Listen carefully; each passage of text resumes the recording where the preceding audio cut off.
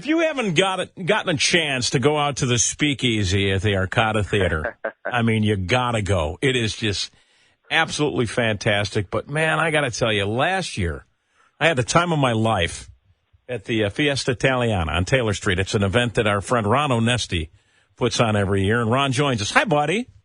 Hey, Ray. Good to talk to you, man. Thank you so much. Oh, you're very welcome. You know,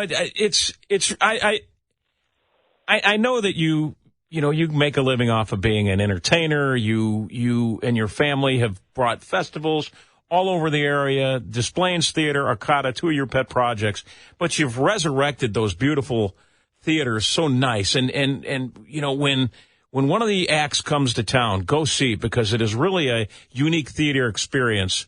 But we're here to talk about Taylor Street and what you got going on this weekend. Well, it's something we started a long time ago. My family emigrated to America in 1911, settled on Taylor Street, and so many other Italian and Italian-Americans are from the area. So we're keeping that neighborhood alive. Been doing this for a number of years now. We had about 100,000 people last year. It's really incredible. The smell of garlic in the air is out of control. And the food's amazing. The entertainment's incredible. I mean, it's just a good time. It's like going to your aunt's house for dinner on Sunday. You know, it was amazing because last year we were there. You had Danny Serafin, drummer from the band Chicago. What a tight group. Who's some of the entertainment you've got out there for this year? Well, you know, I was out in California, and I saw this band. It was just incredible. They're called the Fat Cat Swingers. They're the number one band at Disneyland out there in California. And it's like, I don't know, you're just playing Louis Prima on the way in here. And it's like Louis Prima if he was 20 years old, and there's 10 of them on stage jumping around. The music's amazing. The Bronx Wanderers, a favorite from Las Vegas, doing all the songs from Frankie Valli and the Four Seasons to Queen and everything else. That's another very interactive. People just go nuts in the audience. You know, we've got 5 stages. I can go on and on and on, Ray. It's just a lot of fun. There's something for everybody there, kids included, and it doesn't stop. All right, so I want to ask you, because, you know, I follow you on social media. I'm a fan. And you just recently were out in Rockford where you had a chance to hang out with Frankie Valli. What is he, 90 now? Yeah, he's 89. He's incredible. He's one of the few entertainers I can look right in the eye. And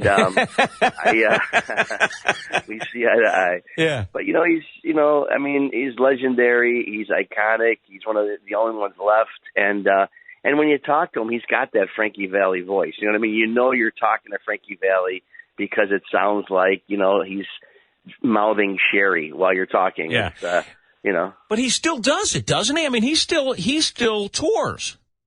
Oh, yeah. He's not stopping. He keeps going. He's got the 4 guys behind him, and it's just a great show with him and all those guys. You know, we just had Frankie Avalon.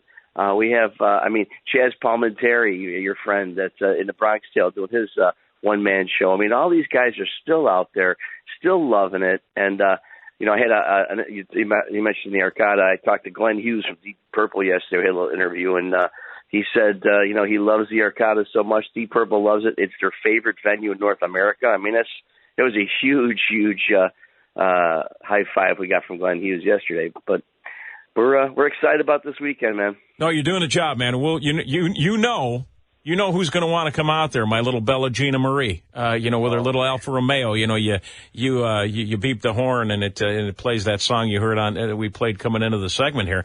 But Ron, before I let you go, and if you haven't been, go, because this town gets knocked down a lot. It does. We know it's got its share of problems. We all know that. But in most instances, it's still the greatest big town in the United States of America, and one of the world's greatest big cities. This fest you guys put on, I feel safe when I'm there. It's fun, and the neighborhood comes out, and it's really unique. But before I let you go, I have to ask you, what is going on? And you knew this was going to happen with the Columbus statue. Well, we're really close, actually. Without getting too deep into it, we've got a meeting with everybody, all the players involved. Park District, the City of Chicago, our organization. So I'll be meeting with them within the next 2 weeks. We have an actual date to sit down and try to work this out. So they tried to They tried to get rid of our lawsuit, and the judge on 2 occasions said, no, they threw out their motion to dismiss, and we are going forward. So now it's time to really sit down and talk. And everyone's tired of it, too. And I'm almost embarrassed about it, Ray, because of the resources that the city's using. I mean, all they need to do is talk to us, and they're just not doing it. But we're really close, buddy. Well, in a perfect world, where do you and the folks in the Italian community, which is large here in Chicago, but it also looms large for,